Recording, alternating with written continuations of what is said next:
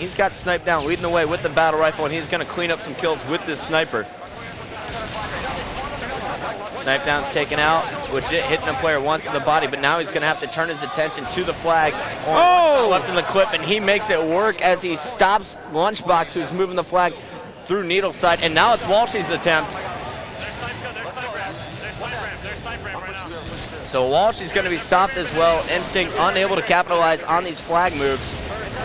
And Legit is going to be taken down as well. Meanwhile, we have Elamite Warrior once again at the Instinct base. He has been there all game long, Sonny. Hey, you see Elamite here. And I got to point out, Sundance, we're past the 15-minute regulation time. It's all tied up 1-1, so the next cap, it's sudden death, will win. We got the flag in the hands of Soviet, and Elamite flanking all 4 members of Instinct. Great play by Elamite, stops one player. Snipedown's going to pick up a kill, and Elamite's going to get a second. That was a huge play. Almost was huger, but he's going to finally be taken down. All 4 down for Instinct right there. Elamite just saved the day for Str8 Rippin, Bucket. Just great strategy we see out of Str8 Rippin. And remember, he came all the way from the Instinct base, worked his way back towards his base because he knew flag was out, knew which way they're going to be rushing, sees 4 guys, Snipedown's dirty, sees 4 guys and is smart about how he approaches it. He's an amazing player.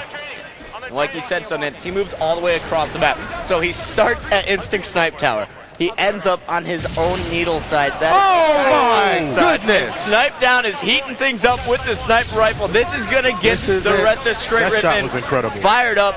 And now with 3 dead again for Instinct, it looks like Snipedown and friends are going to be moving the flag. And if he hits this shot here, that will be 3 dead once again for Instinct. He'll be able to move it. But it looks like Lunchbox is going to be able to stay alive and pick up a big kill in the pit. But check this out. 2 members of Str8 Rippin being killed, but once again, we're seeing Legit and friends able to control the overshield, the power-ups.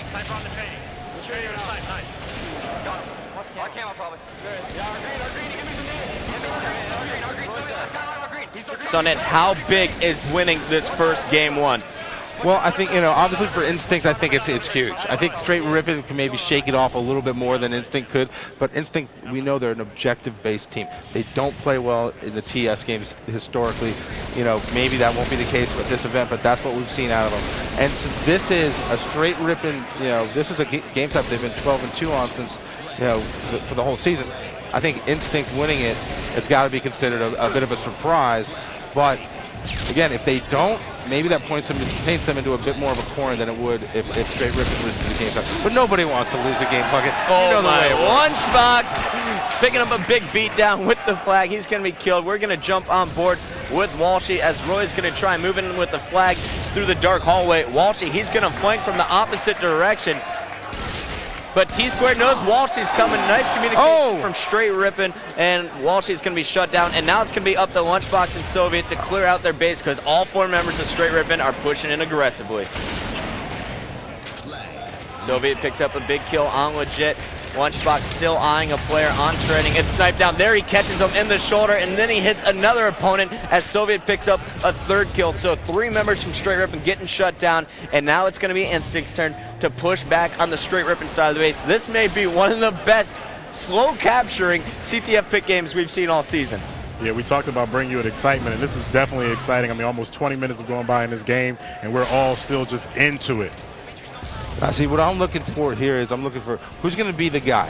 Who's going to be the guy who steps up right here knowing that they're going back and forth, trading punches basically. He's going to take his team and put him on the back. You see Legit just picking up Overshield down under there, takes out Lunchbox. Now he's got his snipe. He could be in a position right now to be a game changer. But then on the other side, you see their flag is out. So Instinct, again, disruptive. He's doing a good job right here of not letting Str8 get into a momentum and be comfortable. Well, Legit's heating up, Nance, as he got the overshield, then he got the sniper rifle, put a bunch of shots on Walshy. Now he's going to move in for this flag, keep it alive. Looks like Tsquared is going to pick up a big kill through dark hallway. I was expecting Elamite Warrior to be that player, to be the spark, but it looks like Legit may be that guy. He is the one in the best position. But here's Walshy once again being so sneaky within his own base to pick up the kill. Walshy going for no scopes now. He's getting desperate as Tsquared and crew are swarming his base. Tsquared's going to be taken down, but Elamite Warrior's still alive in the Instinct base. and finally Lunchbox is going to be able to clean him up as well. Meanwhile, we got Soviet. He's got the rockets. He's pushing now on Str8 Rippin's side of the map. Ooh.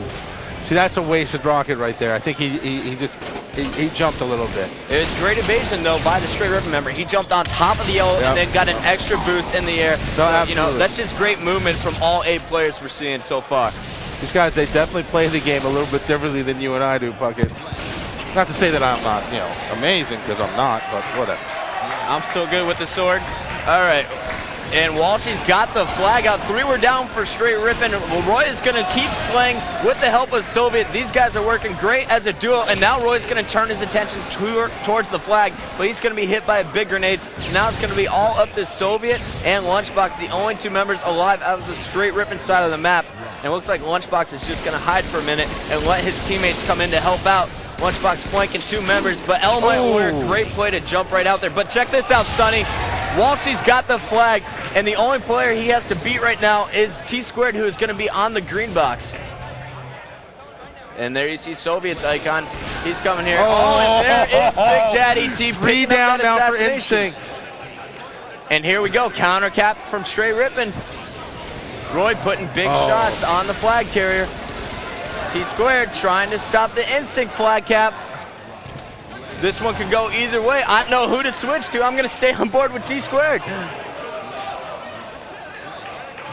Yo, this is crazy. This is a ballsy move here for Str8 Rippin. They decide to go for the flag attempt before. Oh my. Instead of defending, they go for the flag cap, and it pays off, Sundance. Str8 Rippin taking game 1. I got to tell you, that's not typical Str8 Rippin. Normally, they play it a little bit safer than that. They'll slay a little bit longer. They took a risk right there. It pays off. They get that cap. Wow, that was an amazing game. That's got to be a draining game. Over 20 minutes of hard-fought CTF action. I'll tell you what, but that's what it's all about. We're at the championships, baby. You got to shake that off because game 2 is coming up next. You don't get a rest here. As we sit there right there, look at it.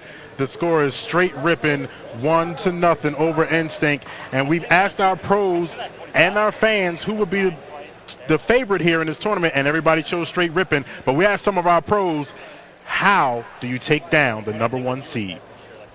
The best team going to Vegas, I mean, probably is going to be Str8 Rippin.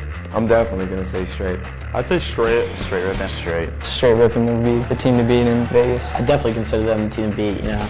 They have Snipedown now, who's obviously the most acclaimed player in the circuit, coupled with T2, who's been gaming forever. Legit, who's just a powerhouse. And then you have Elamite, who's just selfless. So I'd definitely say that Str8 Rippin is the team to beat at the Vegas Championships. To beat Str8 Rippin in Vegas is going to take a lot of hard work, a lot of dedication, a lot of confidence while we play. They just all have ridiculous amount of skill. I honestly think we can beat them as long as we all catch fire. Everybody's going to have to be playing at the top of their abilities to beat them. We're going to have to just practice harder. Everyone has to be doing their part. It's going to take a lot of focus. We're just going to have to be at the top of our game. They're only human. They are incredibly skilled, but they are only human.